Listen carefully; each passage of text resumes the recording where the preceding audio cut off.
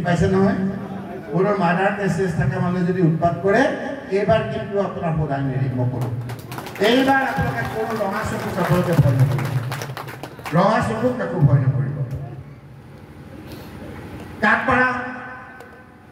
কাপৰা কেনেকুৱা হ'ব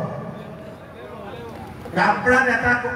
এইবাৰ কিন্তু ভোটটো আমি ভাল পাইছোঁ মই যে চাই আহিছোঁ মোৰ তাত এটা ৰেকৰ্ড আছে কাপৰাও আমি ভালেই পাইছোঁ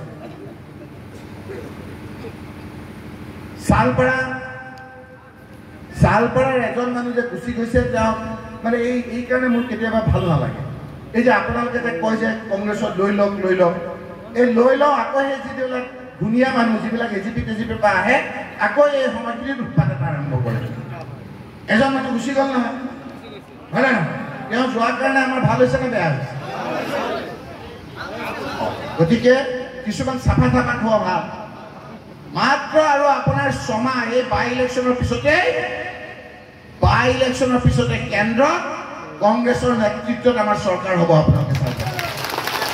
আৰু কংগ্ৰেছৰ নেতৃত্বত ৰাহুল গান্ধী তাত প্ৰধানমন্ত্ৰী হোৱাৰ পাছত সকলোতকৈ আগতে যদি কাৰোবাৰ চৰকাৰ ৰাজ্যত ভাঙে হিমন্ত বিশ্ব শৰ্মাৰ চৰকাৰ ভাঙিব আপোনালোকে চাই গতিকে এই 6টা মাহত উৎপাতটো বেছি তেওঁলোকে কৰিব নালাগে 6টা মাহ হৈ গ'ল আৰু